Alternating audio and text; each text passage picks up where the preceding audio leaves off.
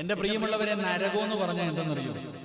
അള്ളാഹുവിന്റെ പ്രവാചകൻ സല്ലല്ലാഹു അലൈഹി വസല്ലമ തങ്ങളും സ്വഹാബത്തും ഇങ്ങനെ സംസാരിച്ചു കൊണ്ടിരിക്കുമ്പോ പെട്ടെന്ന് ഒരു ശബ്ദം കേട്ടു. ഒരു ഭയാനകമായ ശബ്ദം കേട്ടു. സ്വഹാബത്തൊക്കെ പേടിച്ച് വിറച്ചുപോയി. വല്ലാത്ത ശബ്ദം. അള്ളാഹുവിന്റെ റസൂൽ സല്ലല്ലാഹു അലൈഹി വസല്ലമ തങ്ങൾ ചോദിച്ചു, സഹാബ, ഈ ശബ്ദം കേട്ടത് എന്താണെന്ന് നിങ്ങൾക്ക് അറിയോ? അറിയില്ല നബിയെ. അല്ലാഹു റസൂലുഹു അലം. നബി, അല്ലാഹുവിന്റെ റസൂലിനെ അറിയത്തുള്ളൂ, ഞങ്ങൾക്ക് അറിയില്ല. റസൂലുള്ളാഹി സല്ലല്ലാഹു അലൈഹി വസല്ലമ തങ്ങൾ പറഞ്ഞു, ഹാദാ ഹജറുൻ, അതൊരു കല്ല് വന്നു വീണ ശബ്ദമാണ്. ഒരു കല്ല് വന്നു വീണ ശബ്ദമായി. ഏത് കല്ല്? റസൂലുള്ളാഹി സല്ലല്ലാഹു അലൈഹി വസല്ലമ തങ്ങൾ പറയുന്നു, നരകത്തിന്റെ മുകളിൽ നിന്നിട്ട് ഒരു മലക്ക് ഒരു കല്ലെടുത്ത് താഴേക്കിട്ടു. എപ്പോ? 70,000 കൊല്ലം മുമ്പ്. 70,000 വർഷം മുമ്പ് നരകത്തിന്റെ മുകളിൽ നിന്നൊരു മലക്ക് ഒരു കല്ലെടുത്ത് അങ്ങോട്ട് താഴോട്ടിട്ട്. ഇപ്പൊ കിണറ്റിയിടുന്ന പോലെ, കിണറ്റിന്റെ മുകളിൽ നിന്ന് ഒരു ചെറിയ കല്ലെടുത്ത് നമ്മൾ താഴേക്കിടുന്നത് പോലെ നരകത്തിന്റെ മുകളിൽ നിന്നൊരു മലക്കൊരു കല്ലെടുത്ത് താഴേക്കിട്ടു. ആ കല്ല് 70,000 കൊല്ലമെടുത്തു താഴെ വന്ന് വീഴാൻ. ആ കല്ല് താഴെ വന്ന് വീണ ശബ്ദമാണ് നിങ്ങൾ കേട്ടതെന്ന് നബി മുഹമ്മദ് മുസ്തഫ അല്ലാഹു അലം. അല്ലാഹു നമ്മളെ കാത്തിരക്ഷിക്കുമാറാകട്ടെ. അപ്പൊ ആഴത്ര ഉണ്ടാകും. എടാ, ഒരു കല്ല് താഴെ കിട്ടപ്പോ ആ കല്ല് താഴെ വന്ന് വീഴാൻ 70,000 വർഷമെടുത്തെങ്കിൽ ഇപ്പൊ ആൾക്കാരൊക്കെ കളിയാക്കിയിട്ട് ചോദിക്കും, ഈ ലോകത്തുള്ളവരെയൊക്കെ ഇടാൻ ഇപ്പൊ നരകം എന്തോ എത്ര വലുതാണ് അല്ലേ? ഈ ലോകത്തുള്ളവരെ മുഴുവനും പിടിച്ച് നരകത്തിൽ എടാ, നിന്റെ ഉമ്മയുടെ ഗർഭാശയം എത്രയുണ്ട്? ഉമ്മയുടെ വയർ എത്രയുണ്ട്? അതിനകത്തല്ലേ നമ്മളൊക്കെ കടന്നത്? അതെങ്ങനെ വന്നു നമ്മൾ അതിനകത്ത് കിടക്കാൻ പറ്റും? ഉമ്മാടെ ഗർഭാശയത്തിന്റെ അകത്ത് എന്തിന്? എത്ര കോടിക്കണക്കിന് പേര് ഹജ്ജിന് പോയാലും അറഫയുടെ മൈതാനയിൽ അള്ളാഹ് ആ ചെറിയ സ്ഥലം കണ്ടിട്ടുണ്ടോ? അള്ളാഹു പോയി സിയാറത്ത് ചെയ്യാൻ ഭാഗ്യം തരുമാറാകട്ടെ.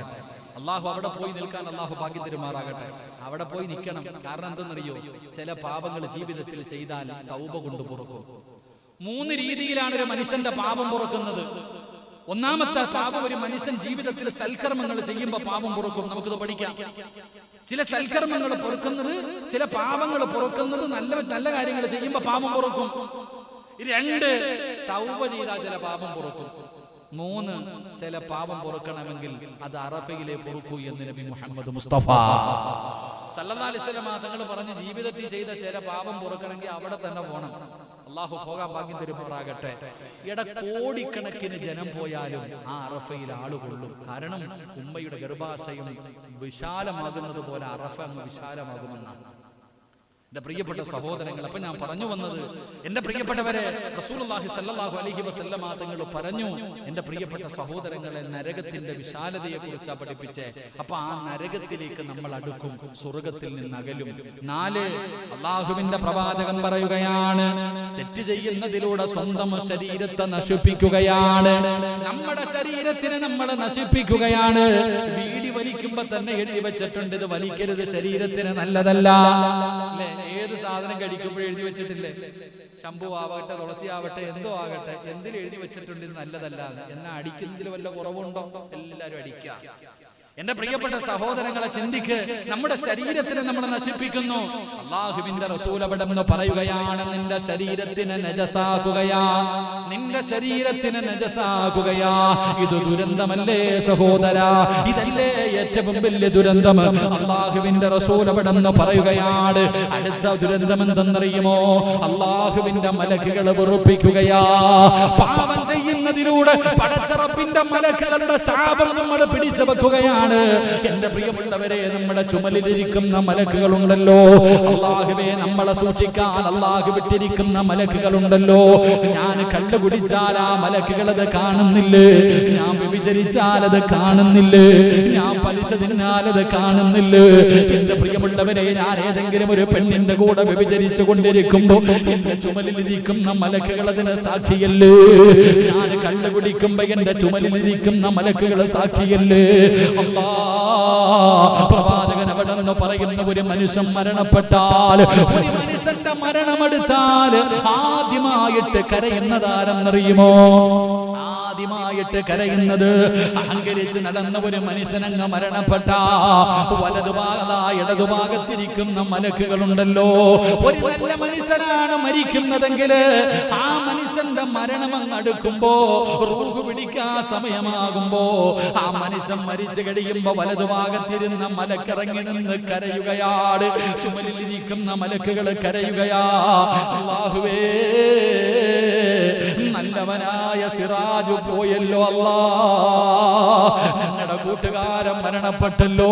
അവൻ നിസ്കാരത്തിൽ ഞങ്ങളെ സാക്ഷിയാക്കിയവനാണ്, ഇൽമിന്റെ മജ്ലിസുകളിൽ സാക്ഷിയാക്കിയവനാണ്, ഒരുപാട് സൽക്കർമ്മങ്ങളിൽ ഞങ്ങളെ സാക്ഷിയാക്കിയവനാണ്. അവൻ മരണപ്പെട്ടു പോയല്ലോ എന്ന് പറഞ്ഞുകൊണ്ട് മലക്കുകൾ കരയുകയാണ്. അല്ലാഹു മലക്കുകളോട് ചോദിക്കുന്നു, സിറാജിനെ നിങ്ങൾക്ക് അത്ര ഇഷ്ടമായിരുന്നോ മലക്കുകളെ? അവര് പറയുന്നു, റബ്ബേ ഞങ്ങൾക്ക് ഇഷ്ടമായിരുന്നു തമ്പുരാന്, എങ്കിലും നിങ്ങൾ ഖിയാമത്ത് നാൾ വരെ ഈ ദുനിയാവിൽ ഇരുന്ന് ഇബാദത്ത് ചെയ്യ്. ആർക്ക് വേണ്ടി? കൂട്ടുകാരന് വേണ്ടി, നിങ്ങൾ ഇഷ്ടപ്പെട്ട കൂട്ടുകാരന് വേണ്ടി. ഖിയാമത്ത് നാൾ വരെ നിങ്ങൾ ഈ ഭൂമിയിൽ ഇരുന്ന് ഇബാദത്ത് ചെയ്യ്. മലക്കുകൾ ഇബാദത്ത് ചെയ്യുകയാണ്.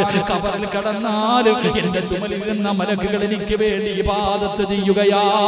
അല്ലാഹനെ മറന്നുകൊണ്ട് നടക്കുന്നവൻ മരിച്ചാ ചുമലിലിരിക്കുന്ന മലക്കുകൾ പറയുന്നു, അൽഹംദുലില്ലാഹ്, ഇവൻ ചത്തുപോയല്ല റബ്ബേ, ഇവൻ ചത്തുപോയല്ല റബ്ബേ. നിന്നെ സ്തുതിക്കുന്ന പടച്ചവരെ, ഇവനെ വെറുതെ വിടല്ലേ അല്ലാ, ഇവനെ വെറുതെ വിടല്ലേ അല്ലാ. ഇവൻ കള്ളുചാപ്പിൽ ഞങ്ങളെ കൊണ്ടുപോയി പടച്ചവരെ, വ്യഭിചാരശാലയിൽ കൊണ്ടുപോയി പടച്ചവരെ, വൃത്തികെട്ട സ്ഥലങ്ങളിൽ കൊണ്ടുപോയി പടച്ചവരെ, ഞങ്ങളെ ഒരുപാട് പാപങ്ങളിൽ സാക്ഷിയാക്കിയവനാണല്ലാ. ഇവനെ വെറുതെ വിടല്ലേ അല്ലാ. നമ്മുടെ ചുമലിലിരിക്കുന്ന മലക്കുകളെ നമുക്ക് എതിരായി ദുആ ചെയ്യുമെന്ന് മുത്തുനബി അവിടുന്ന് പഠിപ്പിക്കുമ്പോ അതിനേക്കാളും വലിയ ദുരന്തമെന്താണ്? അതിനേക്കാളും വലിയ ദുരന്തമെന്താ? എന്റെ പ്രിയപ്പെട്ടവരെ, റസൂലുള്ള പറയുകയാണ്, എന്റെ പ്രിയപ്പെട്ട സഹോദരാ, രാത്രിയും പകലും അല്ലാഹുവേ നിനക്ക് എതിരാവുകയാണ്. പകല് പാപം ചെയ്താ പകല് നിനക്കെതിരാവുകയാണ്, രാത്രി പാപം ചെയ്താ രാത്രി നിനക്ക് എതിരാവുകയാണ്. അങ്ങനെ രാവും പകലും നിന്നെ കൈയൊഴിയുകയാണ്. പത്താമത്തെ ദുരന്തം എന്തെന്നറിയോ? റസൂലുള്ള പറയുകയാ, പത്താമത്തെ ദുരന്തം എന്താ? ഈ പത്തനാപുരത്തുകാരനായ ഞാൻ ഇവിടെ ഇരുന്ന് ഇന്നത്തെ ദിവസം എന്തെങ്കിലും ഒരു പാപം ചെയ്തിട്ടുണ്ടെങ്കിൽ മദീനത്ത് പച്ചക്കുപ്പയുടെ മടിത്തട്ടിൽ കിടന്നുറങ്ങുന്ന അഷ്റഫുൽ ഖൽഖ് നബി മുഹമ്മദ് മുസ്തഫ സല്ലല്ലാഹു അലൈഹി വസല്ലമ തങ്ങള് ആ മുത്തുനബി അറിയുമല്ലോ, ആ മുത്തുനബി അറിയുമല്ലോ, ആ മുത്തുനബി പോലും എന്നെ കൈവിടുമല്ലോ, ആ പ്രവാചകൻ എന്നെ കൈയൊഴിയുമല്ലോ, ആ പ്രവാചകൻ എന്നോട് ദേഷ്യപ്പെട്ട പടച്ചവനെ ആരാരും സഹായിക്കാറില്ലാത്ത പടച്ച റബ്ബിന്റെ പരലോകത്ത് എന്റെ കയ്യിൽ പിടിക്കാൻ ആരാവുള്ളത്? എന്നെ സ്വർഗത്തിൽ കൊണ്ടുപോകാൻ ആരാവുള്ളത്? മുത്തുനബിയുടെ ചാരത്തേക്ക്, ഹൗദുൽ കൗസറിന്റെ ചാരത്തേക്ക് ഓടിച്ചെല്ലുമ്പോ റസൂലുള്ള എങ്ങാണ് മാറ്റി ഓടിച്ചാ പടച്ചവരെ നമ്മളെക്കാളും വലിയ നഷ്ടവാളിയാരാ? അതുകൊണ്ട് സഹോദരങ്ങളെ, ഏറ്റവും വലിയ ദുരന്തം ഇതാണ്, ഏറ്റവും വലിയ ദുരന്തം ഇതാണ്. പത്താമത്തെ ദുരന്തമെന്ത് സഹോദരാ? ഏറ്റവും വലിയ ദുരന്തമെന്ത്? പത്താമത്തെ ദുരന്തമെന്താണ്? അതാ മലക്കുൽ മൗത്ത് അസ്റായീൽ ആകാശ ലോകത്ത് നിന്ന് ഇറങ്ങി വരുന്ന ഒരു ദിവസമുണ്ട്. എന്റെ മുന്നിൽ ഉറപ്പായിട്ടും വരും. ഇരിക്കുന്ന അൻസാരിയാകട്ടെ, അല്ലെങ്കിൽ ഇവിടെ ഇരിക്കുന്ന പ്രസിഡന്റ് ആകട്ടെ, ഇരിക്കുന്ന നിങ്ങളാകട്ടെ, ഓരോ മനുഷ്യന്റെ കണ്ണിന്റെ മുന്നിൽ ഫകസഫിനാ അൻക ഇതാക ഫബസറുകൽ യൗമ ഹദീദ്. സെക്രട്ടറി ആകട്ടെ, പ്രസിഡന്റ് ആകട്ടെ, ഇമാം ആകട്ടെ, മുഅദ്ദിനാകട്ടെ, ഏതൊരു മനുഷ്യന്റെ മുന്നിലാണെങ്കിലും അസ്റായീൽ എന്ന് പറയുന്ന മലക്ക് കടന്നു വരുമല്ലോ. എന്നിട്ട് തലയുടെ ഭാഗത്ത് നിൽക്കുകയാണ്. അല്ലാഹുവേ, മലക്കുകൾ ഇങ്ങനെ 70,000 ഇറങ്ങി വരുന്നത് ഒന്നും രണ്ടും മലക്കുകളല്ല, 70 മുതൽ 70,000 വരെ. സിറാജിന്റെ റൂഹ് പിടിക്കാൻ ഒരു കാറ്റടിച്ചാൽ ആ താഴെ വീഴും. ആരോഗ്യമുള്ളവരെ കൈയുയർത്തിയൊന്നടിച്ചാ താഴെ വീടുന്ന എന്റെ റൂഹ് പിടിക്കാൻ 70,000 മലക്കുകള്. പടച്ചവനെ, അതാ കാല് പിടിക്കുന്നത് ഒരു വിഭാഗം, 2 കാലും പിടിക്കുന്നു, കൈകൾ പിടിക്കുന്നു. മരിക്കുന്നവൻ അനങ്ങാത്തതിന്റെ കാരണം അതാ മോനെ, ഒരു കോഴിക്കുഞ്ഞിനെ അറുത്തിട്ടാ കടന്നു പിടയുമല്ലോ, കൈകാലുകൾ അടിക്കുമല്ലോ. കണ്ടാസ്വദിക്കുന്ന മനുഷ്യ അവസാനം തൊണ്ടക്കുടിയിൽ നിന്ന് റൂഹ് പോകുമ്പോ പടച്ചവനെ തലയിട്ടടിച്ചടിച്ച് അതിന്റെ കണ്ണവസാനം ഇങ്ങനെ അടയുന്നത് നോക്കി ചിരിക്കുന്ന ചെറുപ്പക്കാരാ, എന്റെ പ്രിയപ്പെട്ട സഹോദരാ, മോനെ, കണ്ണിലൂടെ ഇങ്ങനെ റൂഹിറങ്ങി പോകുന്ന രംഗമുണ്ടല്ലോ. എന്റെയും നിങ്ങളുടെയും റൂഹ് പിടിക്കുന്ന ഒരു സമയമുണ്ട്. ഈ തൊണ്ടക്കുടിയിൽ നിന്ന് റൂഹ് പിടിക്കുമ്പോ പറയണോ ലാ ഇലാഹ ഇല്ലല്ലാഹ്, പറയണോ ലാ ഇലാഹ ഇല്ലല്ലാഹ്. ഈമാനോട് കൂടിയുള്ള ഒരു മരണം വേണോ സഹോദരാ? വെള്ളിയാഴ്ച രാവിലൊക്കെ ഓരോ മനുഷ്യൻ മരണപ്പെടുന്നത് കാണുമ്പോ കൊതി തോന്നാറില്ലേ? ചിലരൊക്കെ വെള്ളിയാഴ്ച മരിക്കുന്നത് കാണുമ്പോ കൊതി തോന്നാറില്ലേ? മോനെ, നിനക്കൊരു നല്ല മരണം കിട്ടുമോ ചെറുപ്പക്കാരാ? മോനെ, ഏറ്റവും വലിയ ദുരന്തം ഈമാനില്ലാത്ത ദുരന്തമാ. ഈമാനില്ലാത്ത മരണം ഒരു വലിയ ദുരന്തമാ സഹോദരാ. അവനെക്കാളും വലിയ നഷ്ടവാളിയില്ലല്ലോ. ലാ ഇലാഹ ഇല്ലല്ലാഹ് പറയാൻ കഴിയാത്തവനെക്കാളും വലിയ നഷ്ടവാളിയാരാ? അള്ളാന്റെ ഖുർആൻ പറഞ്ഞില്ലേ? അള്ളാന്റെ പരിശുദ്ധമായ ഖുർആൻ പറഞ്ഞല്ലോ, ഏറ്റവും വലിയ വിജയാരെന്നറിയോ? പണവും അധികാരവും ഉള്ളവനല്ല. ഏറ്റവും വലിയ വിജയാരെന്നറിയോ? അവസാനം നന്നാക്കുന്നവനാ, ഈമാനോടുകൂടി മരിക്കാൻ ഭാഗ്യം കിട്ടിയവനാ. അല്ലാഹു നമുക്കതിനുള്ള ഭാഗ്യം നൽകുമാറാകട്ടെ. അതുകൊണ്ട് എന്റെ പ്രിയപ്പെട്ടവരോട് ഓർമ്മപ്പെടുത്തുകയാണ്, ഏറ്റവും വലിയ ദുരന്തങ്ങൾ ഈ 10 ദുരന്തങ്ങളാണ്. ഒരു മനുഷ്യനെ തെറ്റ് ചെയ്യുമ്പോ അവന് സംഭവിക്കുന്ന ദുരന്തങ്ങളെ കുറിച്ചാണ് അല്ലാഹുവിന്റെ റസൂല് പറഞ്ഞത്. അതുകൊണ്ട് എന്റെ പ്രിയപ്പെട്ട സഹോദരങ്ങളോട്, മുഅ്മിനീങ്ങളോട് അല്ലാഹുവിന്റെ റസൂല് പറയുകയാണ്, അനസ് ഇബ്നു മാലിക് റളിയല്ലാഹു തആല അൻഹു, അല്ലാഹു അസദ്ദുൽ ഫർഹ ബി തൗബത്തി അബ്ദി. ഒരടിമ അല്ലാഹുവിനോട് തൗബ ചെയ്യുമ്പോ അല്ലാഹു വല്ലാതെ സന്തോഷിക്കുമെന്ന് നബി മുഹമ്മദ് മുസ്തഫ സല്ലല്ലാഹു അലൈഹി വസല്ലം. ഒരു അടിമ ചെയ്തു പോയ ഒരു തെറ്റിന്റെ പേരിൽ അല്ലാഹുവിനോട് പശ്ചാത്തപിക്കുമ്പോ അല്ലാഹുവിന് വല്ലാത്ത സന്തോഷമാണെന്ന് നബിയുനാ റസൂലുള്ളാഹി സ്വല്ലല്ലാഹു. അല്ലാഹു നമുക്ക് തൗബ ചെയ്ത് മരിക്കാൻ അല്ലാഹു ഭാഗ്യം നൽകുമാറാകട്ടെ. അല്ലാഹു തൗബ ചെയ്ത് മരിക്കാൻ അല്ലാഹു ഭാഗ്യം നൽകുമാറാകട്ടെ. എന്റെ പ്രിയമുള്ള സഹോദരങ്ങളെ, പാപമോചനം എന്തിനും ഏത് നല്ല കാര്യം ചെയ്താലും അതിന് പ്രതിഫലം എന്താ? സ്വർഗം പിന്നാവട്ടെ. ദുനിയാവിൽ അല്ലാഹു തരുന്ന പ്രതിഫലം എന്താ? ഏത് നല്ല കാര്യം ചെയ്താലും ഈ ദുനിയാവിൽ അല്ലാഹു നമുക്ക് തരുന്ന സമ്മാനം എന്താ? പാപമോചനം. അതാ നിങ്ങൾ നമ്മൾ ഓരോ കാര്യങ്ങൾ നോക്ക്. അല്ലാഹുവിന്റെ റസൂൽ സല്ലല്ലാഹു അലൈഹി വസല്ലം തങ്ങൾ പറഞ്ഞു, ഒരാൾ മുസ്ലിം ആകണമെങ്കിൽ അവൻ ആദ്യം പറയേണ്ട എന്താ? ഷഹാദത്ത് കലിമ. അല്ലാഹു ഈമാൻ തരുമാറാകട്ടെ, അല്ലാഹു ഈമാൻ നൽകുമാറാകട്ടെ. ഒരാൾ മുസ്ലിം ആകണമെങ്കിൽ അവൻ ഷഹാദത്ത് കലിമ പറയണം. ആ ഷഹാദത്ത് കലിമ പറയുന്നവൻ അല്ലാഹു കൊടുക്കുന്ന പ്രതിഫലം എന്താ? സ്വർഗ്ഗം. അത് പോട്ടെ, ഒരാൾ ഷഹാദത്ത് കലിമ പറഞ്ഞാൽ ആ പറയുന്നതിലൂടെ മനുഷ്യൻ അല്ലാഹു കൊടുക്കുന്ന പ്രതിഫലം.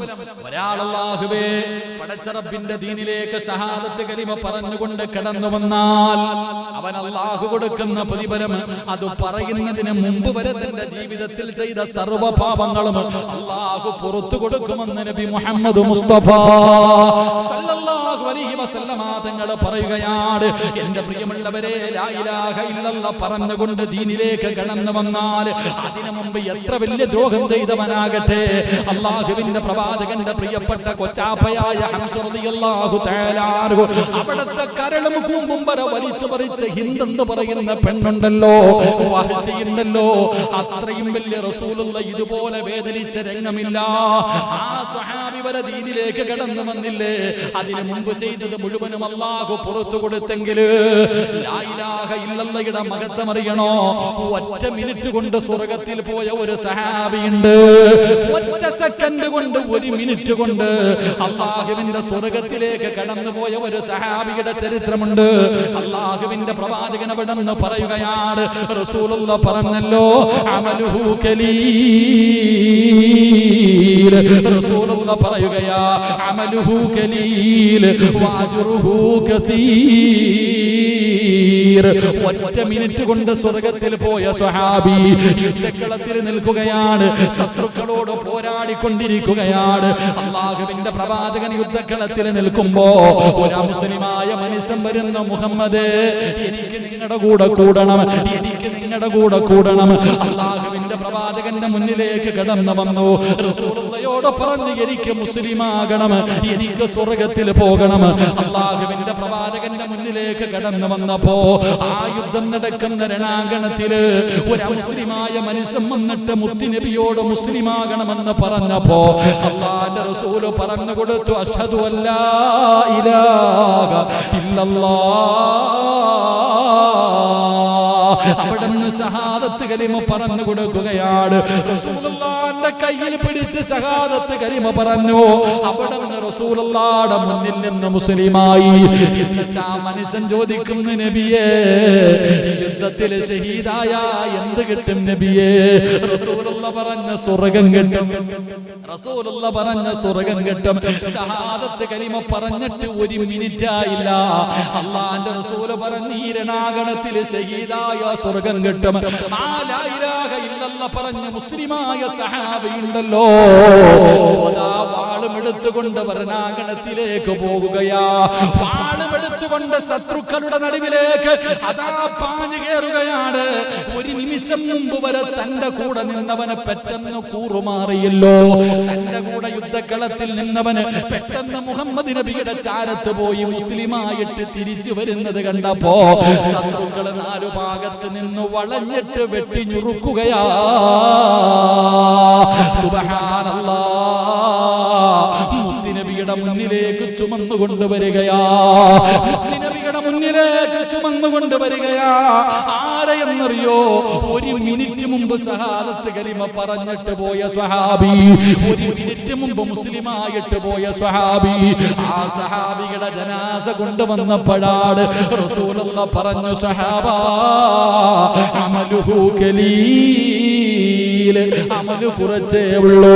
ഒരുപാട് നിസ്കാരമില്ല, ഒരു സുജൂദ് പോലും ചെയ്തിട്ടില്ല, ഒരു നോമ്പ് പോലും പിടിച്ചിട്ടില്ല, ഒരു ദിക്ർ പോലും പറഞ്ഞിട്ടില്ല, ഒരു സുജൂദ് പോലും ചെയ്യാത്ത മനുഷ്യന് ഒറ്റ മിനിറ്റ് കൊണ്ട് ഷഹീദായിട്ട് തിരിച്ചു വരികയാണ്. റസൂലുള്ളാഹി പറഞ്ഞു, അമല് ചെറുതാ, പക്ഷേ പ്രതിഫലം വലുതാണ് സഹാബാ. അല്ലാഹുവിന്റെ സ്വർഗ്ഗത്തിലേക്ക് പച്ചപ്പറവയെ പോലെ പറന്നുപോയെന്ന ചരിത്രം പറയുമ്പോ ലാ ഇലാഹ ഇല്ലല്ലാഹ് വെറുതെ തെള്ളി നീക്കാറുള്ളതല്ല, തസ്ബീഹ് എടുത്ത് വെച്ച് ചിരിച്ചും കളിച്ചും പറയാറുള്ളതല്ല.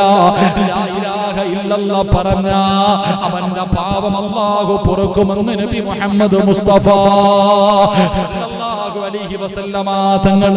ഒറ്റ മിനിറ്റ് നിങ്ങൾ ചിന്തിക്ക്, ഒരു സുജൂദ് പോലും ചെയ്യാതെ സ്വർഗ്ഗത്തിൽ പോയ സഹാബി. അല്ലാഹു ഈമാൻ തരുമാറാകട്ടെ, അല്ലാഹു ഈമാൻ തരുമാറാകട്ടെ. അങ്ങനെ വേണം, അതാ മനുഷ്യന്മാര്. റസൂലുള്ളാഹി സ്വല്ലല്ലാഹു അലൈഹി വസല്ലമ തങ്ങളുടെ മുന്നിൽ വന്നിട്ട് പറഞ്ഞു, നബിയെ, എനിക്ക് മുസ്ലിം ആകണം, എന്ത് ചെയ്യണം? ഷഹാദത്ത് കലിമ പറഞ്ഞു കൊടുത്തു. യുദ്ധത്തിൽ പോയാൽ എനിക്ക് സ്വർഗ്ഗം കിട്ടും.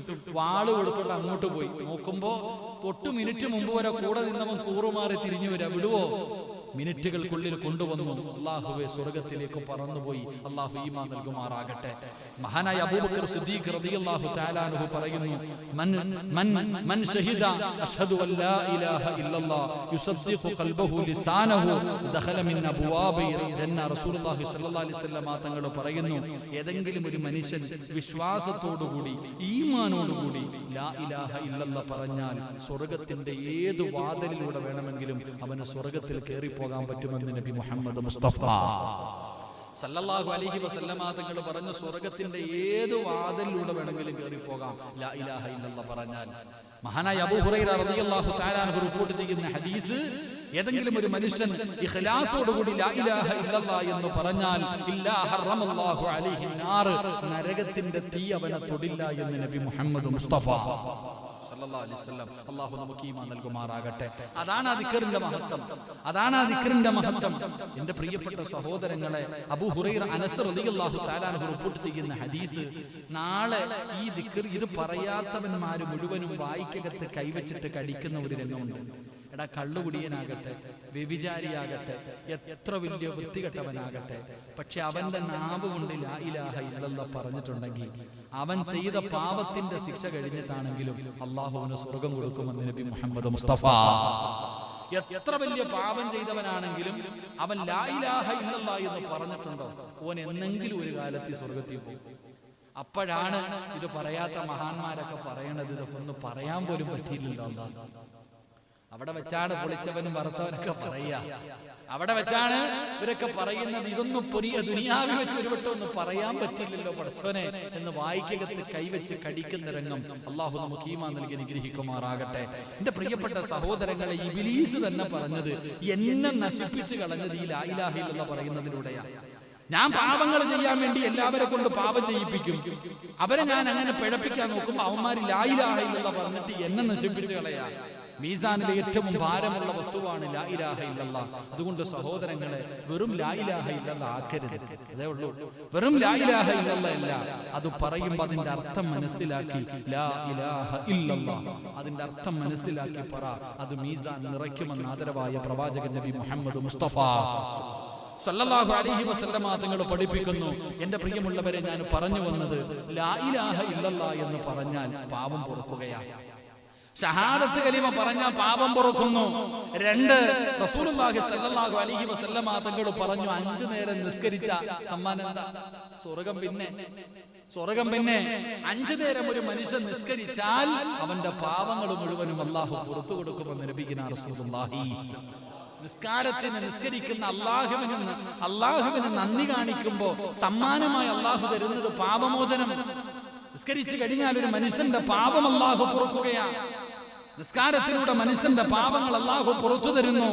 മഹദിയായ ഫാത്തിമ ബീബി റളിയല്ലാഹു തആല അൻഹ, അല്ലാഹുവിന്റെ പ്രവാചകൻ സല്ലല്ലാഹു അലൈഹി വസല്ലമ തങ്ങൾ തന്റെ കരളിന്റെ കഷ്ടമായ തന്റെ പൊന്നാര മകളായ ഫാത്തിമ ബീബി റളിയല്ലാഹു തആല അൻഹ, അല്ലാഹുവിന്റെ പ്രവാചകൻ അവിടുന്ന് തന്റെ പൊന്നാര മകളോട് പറയുന്നു, യാ അബാ ഫാത്തിമ, ഇൻ അറദത അൻ തൽഖാനി ഫഅഖ്സിറു സുജൂദ്. അല്ലാഹുവിന്റെ പ്രവാചകൻ അവിടുന്ന് പറഞ്ഞു, ഫാത്തിമ, നാളെ നിനക്കെന്നെ കാണണോ? നാളെ ഉപ്പാല നിനക്ക് കാണണോ? ഉപ്പാടെ കൂടെ നിനക്ക് നടക്കാൻ ആഗ്രഹമുണ്ടോ? സുജൂദുകൾ അധികരിപ്പിക്കണേ ഫാത്തിമ, സുജൂദ് അധികമായിട്ട് ചെയ്യണേ ഫാത്തിമ, ഒരുപാട് നിസ്കരിക്കണേ എന്ന് പ്രവാചകൻ തന്റെ പൊന്നാര മകളോട് പറഞ്ഞു കൊടുക്കുകയാണ്. മഹാനായ ഇബ്നു ഉമർ റളിയല്ലാഹു തആല അൻഹു അവിടെന്ന് നോക്കുമ്പോൾ പള്ളിക്കകത്തൊരു മനുഷ്യന് സുജൂദിൽ കിടക്കുകയാ. ഒരു മനുഷ്യൻ നിന്ന് നിസ്കരിച്ചു കൊണ്ടിരിക്കുകയാണ്. മഹാനായ ഇബ്നു ഉമർ റളിയല്ലാഹു തആല അൻഹു അവിടെ നിന്നവരോട് ചോദിച്ചു, ഈ മനുഷ്യൻ ആരാണെന്ന് നിങ്ങൾക്കറിയുമോ? ഈ ചെറുപ്പക്കാരൻ ആരാണെന്ന് നിങ്ങൾക്കറിയുമോ? അവിടെ നിന്ന് പറഞ്ഞു, ഞങ്ങൾക്കറിയില്ല. അറിയുന്ന ആരെങ്കിലും ഉണ്ടെങ്കിൽ ആ മനുഷ്യനോട് പറ സുജൂദ് ദീർഘിപ്പിക്കാൻ. അല്ലാഹുവേ, ഇബ്നു ഉമർ റളിയല്ലാഹു തആല അൻഹു പറയുകയാണ്, അവിടെ നിന്ന് പറഞ്ഞു, നിങ്ങൾ ആ മനുഷ്യനെ അറിയുമെങ്കിൽ പറഞ്ഞു കൊടുക്ക്, സുജൂദ് അധികരിപ്പിക്കാൻ, സുജൂദ് ദീർഘിപ്പിക്കാൻ. കാരണം എന്തെന്നറിയോ സഹോദരാ? പെട്ടെന്ന് ഒറ്റയ്ക്കൊക്കെ നമസ്കരിക്കുമ്പോ സുജൂദ് ദീർഘിപ്പിക്കണം.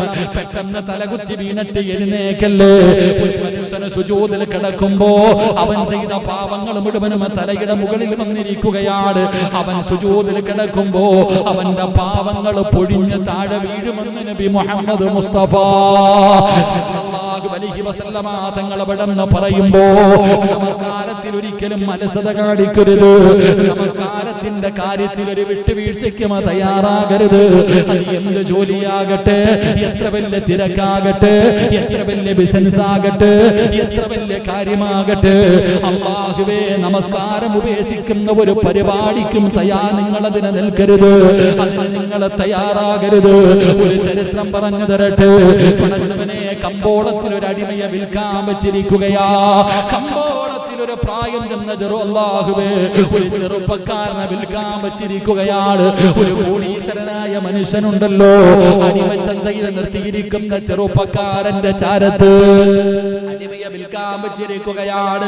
സൗന്ദര്യമാനായ ചെറുപ്പക്കാർ അടിമയെ വിൽക്കാൻ വെച്ചിരിക്കുന്നത് കണ്ടപ്പോ ഒരു പണക്കാരൻ ചെന്നിട്ട് അവിടെ നിന്ന് വില പറഞ്ഞ് വിളിക്കുകയാണ്.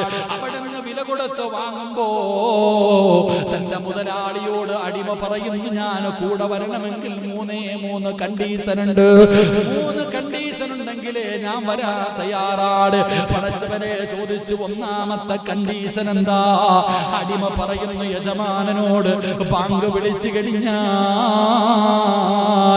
പിന്നെ ഒരു ജോലിയും എനിക്ക് തരല്ലേ, എനിക്ക് നമസ്കരിക്കാൻ സമയം തരണം, 1 മിനിറ്റ് പോലും എനിക്ക് മാറ്റിവെക്കാൻ കഴിയില്ല. അടിമയോട് യജമാനനോട് അടിമ പറയുന്ന ഒന്നാമത്തെ കാര്യം, എനിക്ക് ബാങ്ക് വിളിച്ചു കഴിഞ്ഞാൽ നിസ്കരിക്കാൻ സമയം തരണം.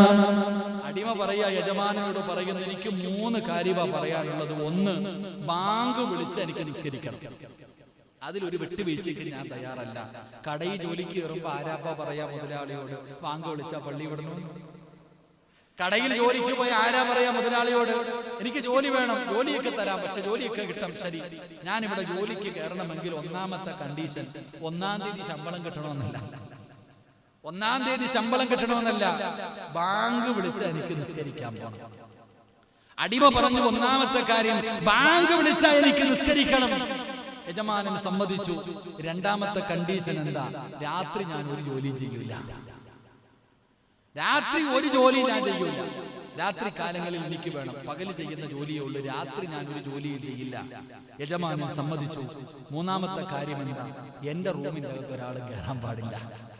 ഞാൻ കിടക്കുന്നത് എവിടെയാണോ അവിടെ ഒരാളും എന്റെ റൂമിന്റെ അകത്ത് കയറാൻ പാടില്ല. അങ്ങനെ സമ്പന്നനായ അടിമ യജമാനന് അടിമയെ കൊട്ടാരത്തിന്റെ മുന്നിൽ കൊണ്ടുപോയിട്ട് പറഞ്ഞു, നിനക്ക് ഇഷ്ടമുള്ള റൂം എടുത്തോളാൻ. ഈ ചങ്ങാതി ഇങ്ങനെ നടക്കാം. യജമാനന്റെ കൊട്ടാരത്തിലെ മനോഹരമായ റൂമുകളുടെ ചാരത്തുകൂടെ പോയി അവസാനം വീടിന്റെ ചാരത്ത് ആർക്കും വേണ്ടാതെ ഒരു ചെറിയ റൂം അടക്കുന്നുണ്ട്. അൽഹംദുലില്ലാഹ്, ഇത് മതി എനിക്ക്. എന്റെ പ്രിയമുള്ള സഹോദരങ്ങളെ, ആ അടിമ ബാങ്ക് വിളിച്ചു കഴിഞ്ഞാൽ നിസ്കരിക്കാൻ പോകും. രാത്രി കാലങ്ങളിൽ ജോലിയൊന്നുമില്ല. എന്റെ പ്രിയപ്പെട്ട സഹോദരങ്ങളെ, യജമാനനോട് പറഞ്ഞിട്ടുണ്ട്, എന്റെ റൂമിന്റെ അകത്ത് കേറാൻ പാടില്ല. രാത്രി കാലമായാൽ യജമാനൻ കള്ളു കുടിച്ചിട്ട് പെണ്ണുങ്ങൾ ഉടുതുണി ഉരിഞ്ഞിട്ട് ഡാൻസ് ചെയ്യുകയാണ്. അവരുടെ കൂടെയാണ് പടച്ചറപ്പിനെ മറന്ന് ജീവിക്കുന്ന ഒരു യജമാനനാണ്. പടച്ചവനെ അവസാനം ഒരു ദിവസമുണ്ടല്ലോ, തന്റെ അടിമയുടെ റൂമിന്റെ അകത്ത് വല്ലാത്ത പ്രകാശം കാണുകയാണ്. തന്റെ കൊട്ടാരത്തിന്റെ മുകളിലൂടെ കള്ളു കുടിച്ചുകൊണ്ട് യജമാനൻ ഇങ്ങനെ നടക്കുമ്പോ തന്റെ അടിമയുടെ കൊട്ടാരത്തിൽ തന്റെ അടിമയുടെ റൂമിന്റെ അകത്ത് വല്ലാത്ത ഒരു പ്രകാശം. അടിമ പറഞ്ഞിരിക്കുന്നത് റൂമിന്റെ അകത്ത് കയറരുതെന്നാണ്, രാത്രിയിൽ ജോലി തരരുതെന്നാണ്.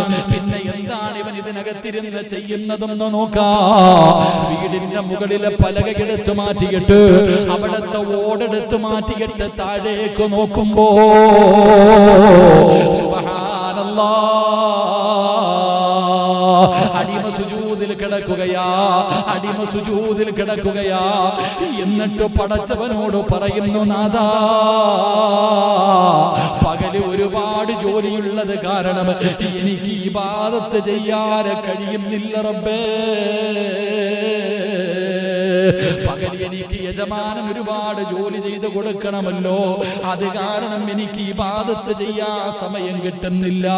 ഈ രാത്രി കിട്ടുന്ന സമയമേ ഉള്ളൂ പടച്ചവരെ, എനിക്ക് നീ പുറത്തു തരണേ അല്ലാ. എന്നെ നരകത്തിൽ നിന്ന് കാക്കണേ അല്ലാ. സുജൂദിൽ കിടന്ന് കരയുകയാ. യജമാനൻ നോക്കുമ്പോ പടച്ചവരെ, പകല് ജോലിയുള്ളത് കാരണം എനിക്ക് ഒരുപാട് നിസ്കരിക്കാൻ കഴിയുന്നില്ല. ഈ രാത്രി കിട്ടുന്ന സമയമേ ഉള്ള തമ്പുരാന്. സുജൂദിൽ കിടന്ന് കരയുകയാണ്. യജമാനൻ അവിടെ തന്നെ ഇരുന്നു. അല്ലാഹുവേ, സുബഹിക്ക് ബാങ്ക് വിളിക്കുന്നത് വരെ ആ അടിമാതിന്റെ സുജൂദിൽ കിടന്ന് കരയുന്ന രംഗമാ. എന്റെ പ്രിയമുള്ള സഹോദരങ്ങളെ, നിസ്കരിക്കാൻ തുടങ്ങിക്കഴിഞ്ഞാൽ അങ്ങനെയാണ്. അത് വല്ലാത്ത ഒരു ലഹരിയാ ചെറുപ്പക്കാരാ. നമസ്കാരം ഒരു ലഹരിയാ മോരെ, നിസ്കാരം ഒരു ലഹരിയാ മോരെ. ആ നിസ്കാരത്തെ മനസ്സുകൊണ്ടങ്ങ് അതിലേക്ക് അടുത്ത് കഴിഞ്ഞാൽ അത് റബ്ബുമായിട്ടുള്ള ഒരു മുനാജാത്താണല്ലോ, അല്ലാഹുവിനോടുള്ള സംസാരമാണല്ലോ. അല്ലാഹുവേ, മഹാനായ അബ്ദുല്ലാഹ് ഇബ്നു നസ്ർ റളിയല്ലാഹു തആല അൻഹു, മഹാനായ അബ്ദുല്ലാഹ് ഇബ്നു ദാരിസ് റളിയല്ലാഹു തആല അൻഹു മഹാനവറുകൾ അവിടുന്ന് സക്കറാത്തിന്റെ അവസ്ഥയിൽ കിടക്കുകയാ. അതാ രോഗം പിടിച്ച് മരണത്തോടെ മല്ലടിച്ചുകൊണ്ട് കിടക്കുമ്പോ മഹാനായ യഹ്യ ഇബ്നു ഉമർ റളിയല്ലാഹു തആല അൻഹു അവിടുന്ന് കാണാൻ പോവുകയാണ്. സക്കറാത്തിന്റെ അവസ്ഥയിൽ കിടക്കുന്ന ദാരിസ് തങ്ങൾ കരയുകയാ, അവിടുന്ന് കരയുകയാണ്. ഇബ്നു ഉമർ റളിയല്ലാഹു തആല അൻഹു അവിടുന്ന് ദാദാ മഹാനായ യഹ്യ ഇബ്നു ഉമർ റളിയല്ലാഹു തആല അൻഹു അവിടുന്ന് ചോദിക്കുന്നു, ദാരിസ് തങ്ങളെ എന്തിനാ കരയുന്നത്? മരണത്തിനെ പേടിച്ചിട്ടാണോ? മരണമടുത്തത് കൊണ്ടാണോ കരയുന്നത്? അവിടുന്ന് പറഞ്ഞു, ഒരിക്കലുമില്ല. ഞാൻ കരയുന്നത് എന്തിനെന്നറിയോ? അല്ലാഹുവേ, ഇനി മുതൽ എനിക്ക് നിസ്കരിക്കാൻ കഴിയില്ലല്ലോ, എനിക്ക് അല്ലാഹുവിന്റെ മുന്നിൽ സുജൂദ് ചെയ്യാൻ കഴിയില്ലല്ലോ. പാതിരാത്രി എഴുന്നേറ്റ് തഹജ്ജുദ് നിസ്കരിക്കുന്നതിന്റെ സുഖം എനിക്കിനി അനുഭവിക്കാൻ കഴിയില്ലല്ലോ, അതുകൊണ്ടാണ് കരയുന്നതെന്ന് പറയുമ്പോ, എടാ സഹോദരാ, എന്റെ പ്രിയപ്പെട്ട സഹോദരങ്ങളെ, നമസ്കാരത്തിൽ നിന്ന് വിട്ടു പിരിഞ്ഞു പോകുന്നതിന്റെ പേരിലാണ് മഹാനായ ദാരിസ് തങ്ങൾ കരഞ്ഞതെന്ന് ചരിത്രം പറയുമ്പോ, അതിനാ നമസ്കാരമെന്ന് പറയുന്നത്. ആ നമസ്കാരത്തിലാണ്, ആ നമസ്കരിച്ച് കഴിയുമ്പോഴാണ് ഉമ്മ പ്രസവിച്ചതുപോലെ സർവ്വ പാപങ്ങളും അല്ലാഹു പുറത്തു സ്വർഗം തരുന്നത്. അങ്ങനെ നമസ്കരിക്കാൻ നമ്മളെ കൊണ്ട് കഴിയണമല്ലോ. അവസാനം യഹ്യ ഇബ്നു ഉമർ റളിയല്ലാഹു തആല അൻഹുവിനോട് ദാരിസ് തങ്ങൾ 2 വസിയത്താ കൊടുത്തത്. ഒന്നാമത്തെ വസിയത്ത് എന്തെന്നറിയോ? എനിക്കെന്ന് പറയാ, ഈ ധരിച്ചിരിക്കുന്ന വസ്ത്രവും ഈ കിടക്കുന്ന പായും ആയിരിക്കുന്ന പാത്രവുമല്ലാതെ ഒന്നും എന്റെ കയ്യിലില്ല. എന്റെ സമ്പാദ്യമെന്ന് പറയാൻ ഇട്ടിരിക്കുന്ന വസ്ത്രം, ഈ ഇരിക്കുന്ന ഈ കടിക്കുന്ന പാത്രം, ഇത് 3വല്ലാതെ എന്റെ കയ്യിലൊന്നുമില്ല. അതുകൊണ്ട് ഞാൻ മരിച്ചു കഴിഞ്ഞാൽ ഇരിക്കുന്ന പാത്രവും പായയും സദഖ കൊടുക്കണേ, ഇരിക്കുന്ന പാത്രവും ഈ പായയും സദഖ കൊടുക്കണേ. എന്നിട്ട് ഞാൻ ധരിച്ചിരിക്കുന്ന ഈ വസ്ത്രം ഊരി മാറ്റരുത്, ഞാൻ ധരിച്ചിരിക്കുന്ന ഈ വസ്ത്രം ഊരി മാറ്റരുത്. ഈ വസ്ത്രം ഇട്ടുകൊണ്ടാ ഞാൻ നിസ്കരിച്ചത്, ഈ വസ്ത്രം ധരിച്ചുകൊണ്ടാ ഞാൻ നിസ്കരിച്ചത്. പാതിരാത്രിയുടെ നിശബ്ദതയിൽ ഞാൻ എഴുന്നേറ്റ് നിസ്കരിച്ചിട്ട് കരഞ്ഞ് കണ്ണുനീര് വീണ വസ്ത്രമാ ഇത്. അല്ലാഹുവേ, നരകത്തിന്റെ ശിക്ഷ തൊടില്ലല്ലോ, നരകത്തിന്റെ തീ തൊടില്ലല്ലോ, ഖബറിലെ മണ്ണ് തൊടില്ലല്ലോ. അതുകൊണ്ട് എന്നെ ഈ ധരിച്ചിരിക്കുന്ന വസ്ത്രത്തോടെ കഫം പൊതിയടേ. എന്റെ പ്രിയമുള്ള സഹോദരാ, നമസ്കാരം അല്ലാഹുവിന് വേണ്ടി ചെയ്യുന്ന കാര്യമാ. അത് ചെയ്യുമ്പോ അല്ലാഹു തരുന്ന പ്രതിഫലം, നമ്മുടെ പാപം അല്ലാഹു പുറത്തു തരുമെന്ന് നബി മുഹമ്മദ് മുസ്തഫ സല്ലല്ലാഹു അലൈഹി വസല്ലമ തങ്ങൾ പറയുമ്പോ, എന്റെ പ്രിയമുള്ളവരെ, നോമ്പ് പിടിച്ച പ്രതിഫലം എന്താണ്? നോമ്പ് പിടിച്ച നമ്മുടെ പാപം പൊറുക്കുകയാണ്, നോമ്പ് പിടിക്കുന്നവന്റെ പാപം പൊറുക്കുകയാണ്. എന്റെ പ്രിയമുള്ളവരെ, ഹജ്ജിന്റെ പ്രതിഫലം എന്താ? കഷ്ടപ്പെട്ട് സമ്പാദിച്ച പണം കൊണ്ട് അല്ലാഹുവിന്റെ പരിശുദ്ധമായ കഅബാലയത്തിൽ പോയി ഹജ്ജ് ചെയ്താൽ അല്ലാഹുവിന് കൊടുക്കുന്ന പ്രതിഫലം എന്താ? ഉമ്മ പ്രസവിച്ചതുപോലെ അല്ലാഹു അവനെ ശുദ്ധീകരിക്കുമെന്ന് നബി മുഹമ്മദ് മുസ്തഫ അലൈഹി വസല്ലം. അതാ പടച്ച റബ്ബ് ഹജ്ജ് ചെയ്ത ഒരു മനുഷ്യന് കൊടുക്കുന്ന പ്രതിഫലം അവന്റെ പാപങ്ങൾ അല്ലാഹു പൊറുക്കുകയാ. ലാ ഇലാഹ ഇല്ലല്ലാഹ് പറഞ്ഞ പാപം പൊറുക്കും, നിസ്കരിച്ച പാപം പൊറുക്കും, നോമ്പ് പിടിച്ച പാപം പൊറുക്കും, ഹജ്ജ് ചെയ്ത പാപം പൊറുക്കും, സകാത്ത് കൊടുത്ത പാപം പൊറുക്കും, സദഖ കൊടുത്ത പാപം പൊറുക്കും. എന്റെ പ്രിയമുള്ളവരെ, ഒളുവെടുത്ത പാപം പൊറുക്കുമെന്ന് നബി മുഹമ്മദ് മുസ്തഫ അലൈഹി വസല്ലം ഏത് കാര്യം ചെയ്താലും അല്ലാഹു പാപം പൊറുക്കും അതിലൂടെ. അത് റബ്ബ് നമുക്ക് തരുന്ന സമ്മാനമാ. അല്ലാഹു നമുക്ക് ഈമാൻ നൽകി അനുഗ്രഹിക്കുമാറാകട്ടെ. അല്ലാഹു ഈമാൻ നൽകി അനുഗ്രഹിക്കുമാറാകട്ടെ. അല്ലാഹു ഹൗദുൽ കൗസർ കുടിക്കാൻ ഭാഗ്യം നൽകുമാറാകട്ടെ. അല്ലാഹു അവരുടെ കുടുംബ ജീവിതത്തിൽ അല്ലാഹു ബർക്കത്ത് ചെയ്യുമാറാകട്ടെ. അവരുടെ റിസ്ഖിൽ അല്ലാഹു വിശാലത നൽകി അനുഗ്രഹിക്കുമാറാകട്ടെ. അപ്പൊ ഇൻഷാ അല്ലാഹ് ഒറ്റ കാര്യം കൂടെ, എൻ്റെ പ്രിയപ്പെട്ട സഹോദരങ്ങളെ, മഹാനായ പ്രവാചകൻ സല്ലല്ലാഹു അലൈഹി വസല്ലമ തങ്ങൾ പറഞ്ഞു, അല്ലാഹു എന്തെങ്കിലും മുസീബത്ത് നൽകിയാൽ, അല്ലാഹു എന്തെങ്കിലും ഒരു പരീക്ഷണം നൽകിയാൽ, ആ പരീക്ഷണത്തിലൂടെയും നമ്മുടെ പാപങ്ങൾ അല്ലാഹു പുറത്തു തരുമെന്ന് നബി മുഹമ്മദ് മുസ്തഫ സല്ലല്ലാഹു അലൈഹി വസല്ലമ തങ്ങൾ പറയുന്നു, പടച്ചവൻ എന്തെങ്കിലും ഒരു പരീക്ഷണം നൽകിയാൽ ആ പരീക്ഷണത്തിലൂടെയും അല്ലാഹു നമുക്ക് തരുന്നത് നമ്മുടെ പാപം പൊറുക്കണേ. കാലിൽ ഒരു മുള്ളു കൊണ്ടാൽ ആ മുള്ളു കൊള്ളുന്ന വേദനയ്ക്ക് പകരം അല്ലാഹു നിന്റെ പാപം പുറത്തു തരും. മഹാനായ നബിയുനാ റസൂലുള്ളാഹി സ്വല്ലല്ലാഹു അലൈഹി വസല്ലമ തങ്ങൾ മുത്തുനബി നമുക്ക് അവിടെ നിന്ന് പഠിപ്പിച്ചു തരുന്നു. എന്റെ പ്രിയമുള്ള സഹോദരങ്ങളെ, ഏതെങ്കിലും ഒരു മുസീബത്ത് ഉണ്ടായാൽ ആ മുസീബത്തിലൂടെ റബ്ബ് നമ്മുടെ പാപം പൊറുക്കുകയാ. അല്ലാഹുവിന്റെ പ്രവാചകൻ അവിടെ നിന്ന് പറയുന്നു, മഹാനായ ജാബിർ റളിയല്ലാഹു തആല അൻഹു റിപ്പോർട്ട് ചെയ്യുന്ന ഹദീസ്, എന്റെ പ്രിയമുള്ളവരെ, നമുക്ക് എന്തെങ്കിലും മുസീബത്ത് ഉണ്ടായാൽ ആ മുസീബത്തിലൂടെ അല്ലാഹു നമ്മുടെ പാപങ്ങൾ പുറത്തു തരുന്നു. അതുപോലെ തന്നെ മഹാനായ മുഹമ്മദ് ബിൻ കഅബ് റളിയല്ലാഹു തആല അൻഹു റിപ്പോർട്ട് ചെയ്യുന്ന ഹദീസ്, മൂസാ നബി അലൈഹിസ്സലാം അല്ലാഹുവിനോട് ചോദിച്ചു, അല്ലാഹുവേ, നിന്റെ സൃഷ്ടികളിൽ ഏറ്റവും വലിയ പാപി ആരാ പടച്ചവനെ? അല്ലാഹു പഠിക്കാൻ ഭാഗ്യം തരുമാറാകട്ടെ. അല്ലാഹ് പഠിക്കാൻ തരുമാറാകട്ടെ. മൂസാ നബി അലൈഹിസ്സലാം അല്ലാഹുവിനോട് ചോദിച്ചു, പടച്ചവനെ, നിന്റെ അടിമകളിൽ ഏറ്റവും വലിയ പാപി ആരാ? ഇങ്ങോട്ട് നോക്ക്, തിന്നുന്നതിനിടയിൽ മറന്നു പോകരുത്. മാസ്ക് ഒക്കെ ഊരിക്കള ചങ്ങാതി. എനിക്ക് നിങ്ങളെ കാണുമ്പോ ചിരിയാ വരണേ. ഈ മാസ്ക് ഇട്ടിരിക്കണ കാക്കാമാർക്ക് കേൾക്കാൻ വേണ്ടിയാ ഞാൻ ഈ ഒറ്റ ഹദീസ് പറഞ്ഞിട്ട് നിർത്താം. എന്നിട്ട് വിചാരിക്കും മാസ്ക് വേണോ വേണ്ടയോ.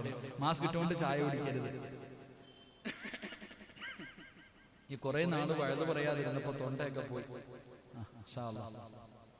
ലൈബൊക്കെ പോകുന്നുണ്ടല്ലോ, കുഴപ്പമൊന്നും ഇല്ലല്ലോ. നീ ഇങ്ങോട്ട് നോക്ക് നടക്കട്ടെ. അൽഹംദുലില്ലാഹ്. ചെരുപ്പോടയിലൊക്കെ അല്ലാഹു ബർക്കത്ത് ചെയ്യട്ടെ. കുഴപ്പമൊന്നുമില്ല.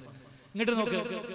റസൂലുള്ളാഹി സ്വല്ലല്ലാഹു അലൈഹി വസല്ലം മൂസാ നബി അലൈഹിസ്സലാം അല്ലാഹുവിനോട് ചോദിച്ചു, പടച്ചവനെ, ഈ ജനങ്ങളിൽ വെച്ച് ഏറ്റവും വലിയ പാവി ആരാ? അല്ലാഹുവിന്റെ റസൂൽ സ്വല്ലല്ലാഹു അലൈഹി വസല്ലം തങ്ങൾ പറഞ്ഞു, അല്ലാഹു പറയുകയാ, മൂസ എന്നെ തെറ്റിദ്ധരിക്കുന്നവനാ. അല്ലാഹു പറഞ്ഞു, മൂസ എന്നെ തെറ്റിദ്ധരിക്കുന്നവനാ. അവിടുന്ന് ചോദിച്ചു, അല്ലാഹുവേ, നിന്നെ ആരെങ്കിലും തെറ്റിദ്ധരിക്കുമോ? നിന്നെ ആരെങ്കിലും തെറ്റിദ്ധരിക്കുമോ? ആരാ പടച്ചവനെ നിന്നെ തെറ്റിദ്ധരിക്കുക? അവിടെ അല്ലാഹു സുബ്ഹാനഹു വ തആല പറഞ്ഞു, ഞാൻ എന്തെങ്കിലും ഒരു ഖൈറ് കൊടുക്കുകയാണെങ്കിൽ എന്റെ പ്രിയപ്പെട്ടവരെ അവർ ഇഷ്ടപ്പെടും. നല്ലതുപോലെ കേൾക്കണം. അല്ലാഹ് പറയാ, ഞാൻ എന്തെങ്കിലും ഒരു നന്മ കൊടുത്താൽ, ഒരു സന്തോഷം കൊടുത്താൽ അൽഹംദുലില്ലാഹ് ഹാപ്പിയാ. പക്ഷേ ഞാൻ എന്തെങ്കിലും ഒരു പരീക്ഷണം കൊടുത്താൽ അതിലവര് നിരാശരാകും, അവർക്കത് ഇഷ്ടപ്പെടില്ല. അവരാണ് എനിക്കെതിരെ പ്രവർത്തിക്കുന്നത് എന്ന് നബിയുനാ റസൂലുള്ളാഹി സ്വല്ലല്ലാഹു അലൈഹി വസല്ലം. നിങ്ങൾ ചിന്തിക്കുക, എത്രയോ ഗൗരവത്തോടു കൂടി കാണുന്ന ഹദീസ്. ജനങ്ങളിൽ ഏറ്റവും വലിയ പാവി, അല്ലാഹു സന്തോഷം കൊടുക്കുമ്പോൾ വലിയ സന്തോഷം, പണം കിട്ടി, വീട് കിട്ടി, മക്കളുടെ വിവാഹമൊക്കെ നടന്നു, അൽഹംദുലില്ലാഹ് റാഹത്ത് പറഞ്ഞു നടക്കും. രോഗമോ പരീക്ഷണമോ കടവായി കഴിഞ്ഞാൽ പോയി. എന്റെ പ്രിയപ്പെട്ട സഹോദരങ്ങളെ, അവനാണ് ഏറ്റവും വലിയ പാവി എന്ന് മഹാനായ നബി മുഹമ്മദ് മുസ്തഫ. അല്ലാഹു നമ്മളെ കാത്തുരക്ഷിക്കുമാറാകട്ടെ. അല്ലേ, കൊറോണയ്ക്ക് മുമ്പ് വരെ കച്ചവടം ഉണ്ടായിരുന്നു. അൽഹംദുലില്ലാഹ് ലാഭം ലാഭം ലാഭം ലാഭം. 5 മാസം ലാഭം ഇല്ലാതായപ്പം പോരാ. 5 മാസം നിന്റെ കച്ചവടത്തിലിടാ എത്ര കാലം ലാഭം കിട്ടി? 5 മാസമല്ലേ കുറഞ്ഞുള്ളൂ. അത് നിന്നെക്കാളും കുറവുള്ള എത്രയോ പാവങ്ങൾ പൂട്ടിയിട്ട് പോയി. നിന്റെ കട ഇപ്പോഴും കച്ചവടം ഉണ്ടല്ലോ. അപ്പൊ അൽഹംദുലില്ലാഹ് അല്ലേ പറയണ്ടേ? എന്റെ പ്രിയപ്പെട്ട സഹോദരങ്ങൾ, അതുകൊണ്ട് എല്ലാവർക്കും കൊറോണയെ പേടി അല്ലേ? എല്ലാരും മാസ്കും ധരിച്ച് പേടിച്ചു പുറത്തിറങ്ങാതെ പള്ളിയിൽ പോലും വരാതിരിക്കുക. പള്ളിയിൽ പോയാൽ രോഗം വരും. എന്റെ പ്രിയമുള്ള സഹോദരങ്ങളെ, മഹദിയായ ആയിഷ ബീബി റളിയല്ലാഹു തആല അൻഹാ കൊറോണ രോഗത്തെ പേടിച്ചുകൊണ്ട്, കോവിഡിനെ പേടിച്ചുകൊണ്ട് നടക്കുന്ന പള്ളിയിൽ പോലും വരാത്ത മുസ്ലിമേ, ആയിഷ ബീബി റളിയല്ലാഹു തആല അൻഹാ അല്ലാഹുവിന്റെ പ്രവാചകനോട് ചോദിക്കുന്നു, യാ റസൂലല്ലാഹ്, പ്ലേഗ് രോഗമെന്ന് പറഞ്ഞാൽ എന്താണ് നബിയേ? ഈ കൊറോണയെ പോലെ ജനങ്ങൾ പേടിച്ചിരുന്ന ഒരു രോഗമാണ് പ്ലേഗ് രോഗം. എന്റെ പ്രിയപ്പെട്ടവരെ, ഇവിടെ ഇരിക്കുന്ന പ്രായമുള്ളവർക്ക് ചിലപ്പോൾ അറിയാൻ കഴിയും. അല്ലാഹുവിന്റെ റസൂൽ പറഞ്ഞു, ആയിഷ, പ്ലേഗ് എന്ന് പറഞ്ഞാൽ അല്ലാഹുവിന്റെ ഒരു ശിക്ഷയാണ്. പ്ലേഗ് രോഗമെന്ന് പറയുന്നത് അല്ലാഹുവിന്റെ ഒരു ശിക്ഷയാണ്. റസൂലുള്ളാഹി പറയുകയാണ്, അല്ലാഹുവേ, അത് അല്ലാഹുവിനെ മറന്നു നടക്കുന്നവർക്ക് പടച്ച റബ്ബ് കൊടുക്കുന്ന ഒരു ശിക്ഷയാ. എന്നിട്ട് പ്രവാചകൻ അവിടെ നിന്ന് പറയുകയാണ്, ഏതെങ്കിലും ഒരു മുഅ്മിനിന് ആ രോഗം പിടിപെട്ടു, അല്ലാഹു ഉദ്ദേശിച്ചവർക്ക് അത് വരും, അല്ലാഹു ഉദ്ദേശിക്കാത്തവർക്ക് അത് വരൂല. റസൂലുള്ളാഹി പറയുകയാണ്, ഒരു നാട്ടിൽ പ്ലേഗ് രോഗം വന്നു കഴിഞ്ഞാൽ ആ നാട്ടിൽ നിന്ന് പോകാൻ പാടില്ല, നാട് വിടാൻ പാടില്ല. ഇത് അല്ലാഹു വരുമെന്ന് തീരുമാനിച്ചാൽ എനിക്ക് വരുമെന്ന് പറഞ്ഞ് ക്ഷമിച്ചുകൊണ്ട് ആരെങ്കിലും ആ നാട്ടിൽ ജീവിച്ചാൽ അല്ലാഹു അവന് പ്രതിഫലം കൊടുക്കുമെന്ന് നബി മുഹമ്മദ് മുസ്തഫ സല്ലല്ലാഹു അലൈഹി വസല്ലമ തങ്ങൾ പറയുകയാണ്, ഒരു നാട്ടിൽ പ്ലേഗ് വന്നു കഴിഞ്ഞാൽ ഇത് പടച്ച റബ്ബിന്റെ ശിക്ഷയാണ്. അല്ലാഹു ഉദ്ദേശിച്ചവർക്കേ ഇത് വരൂ. നല്ലതുപോലെ കേട്ടോ, അല്ലാഹു ഉദ്ദേശിച്ചവർക്ക് ഇത് വരൂ, അല്ലാഹു ഉദ്ദേശിക്കാത്തവർക്ക് ഇത് വരില്ല. ക്ഷമിച്ചുകൊണ്ട് ആരെങ്കിലും ആ നാട്ടിൽ കഴിഞ്ഞാൽ അവൻ അല്ലാഹു പ്രതിഫലം കൊടുക്കും. ഇനി ആർക്കെങ്കിലും ആ രോഗം വന്ന് മരണപ്പെട്ട അല്ലാഹു അവന് ഷഹീദിന്റെ കൂലി കൊടുക്കുമെന്ന് ആദരവായ പ്രവാചകൻ നബി മുഹമ്മദ് മുസ്തഫ സല്ലല്ലാഹു അലൈഹി വസല്ലമ തങ്ങൾ പറയുമ്പോ, എന്റെ പ്രിയപ്പെട്ടവരെ, കോവിഡ് എന്ന് പറയുന്ന ഒരു വൈറസ് കടന്നു വന്നപ്പോ ജനങ്ങൾക്ക് കുടുംബക്കാരുടെ വീട്ടിൽ പോകാൻ പേടിയാണ്, പള്ളിയിൽ പോകാൻ പേടിയാണ്, മറ്റൊരുത്തന്റെ കയ്യിൽ പിടിച്ചിട്ട് മുസാഫഹ ചെയ്യാൻ പേടിയാണ്, മറ്റൊരാളുടെ ചാരത്ത് പോയി നിൽക്കാൻ പേടിയാണ്, നമസ്കരിക്കുമ്പോ അടുത്തടുത്തിരുന്ന് നിസ്കരിക്കാൻ പേടിയാണ്, കള്ളുഷാപ്പിൽ നിരന്ന് നിൽക്കുമ്പോ അകലമില്ല, ബസിന്റെ അകത്ത് യാത്ര ചെയ്യുമ്പോ അകലമില്ല, മാർക്കറ്റിൽ നിൽക്കുമ്പോ പേടിയില്ല, പള്ളിക്കകത്ത് വരുമ്പോ മാത്രം എന്തേ ഇത്ര ഭയം മുസ്ലിമേ? എങ്കിലൊരു ചരിത്രം പറയാ, മഹാനായ മുആദ് ഇബ്നു ജബൽ റളിയല്ലാഹു തആല അൻഹു, മുആദ് ഇബ്നു ജബൽ റളിയല്ലാഹു തആല അൻഹുവിന്റെ നാട്ടില് അതാ പടച്ചവനെ പ്ലേഗ് രോഗം ഇങ്ങനെ പടരുകയാ. നാട്ടുകാർ മുഴുവനും ഓടുകയാണ്. പ്ലേഗ് രോഗം വന്നപ്പോ ജനങ്ങൾ മുഴുവനും നാട് വിടുകയാണ്. മഹാനായ മുആദ് ഇബ്നു ജബൽ റളിയല്ലാഹു തആല അൻഹു നാട് വിട്ടു പോകുന്നവരോട് ചോദിക്കുകയാ, നിങ്ങളെവിടെ പോകുകയാ? നിങ്ങളെവിടെ പോകുകയാ? അല്ലാഹുവിന്റെ റസൂല് പറഞ്ഞത് നിങ്ങൾക്ക് ഓർമ്മയില്ലേ? ഇത് അല്ലാഹു നമുക്ക് തന്നിരിക്കുന്ന അവസരമാ, അല്ലാഹു ഇത് നമുക്ക് നൽകിയിരിക്കുന്ന അനുഗ്രഹമാ. എന്തിനാ നാട് വിടുന്നത്? മുആദ് ഇബ്നു ജബൽ റളിയല്ലാഹു തആല അൻഹു പറയുകയാണ്, ഏതെങ്കിലും ഒരു മനുഷ്യന് പ്ലേഗ് രോഗം വന്ന് മരണപ്പെട്ട അവന് ഷഹീദിന്റെ കൂലിയുണ്ടെന്നാ, അവന് ഷഹീദിന്റെ കൂലിയുണ്ടെന്നാ. പിന്നെ എന്തിനാ നിങ്ങൾ ഭയപ്പെട്ടുകൊണ്ട് നാട് വിടുന്നത്? മഹാനായ മുആദ് ഇബ്നു ജബൽ റളിയല്ലാഹു തആല അൻഹു പ്ലേഗ് രോഗം പടർന്നുകൊണ്ടിരിക്കുമ്പോ നാട്ടിൽ തന്നെ നിൽക്കുകയാണ്. അല്ലാഹുവേ, നിന്റെ റഹ്മത്ത് ഞങ്ങൾക്ക് തരണേ അല്ലാ.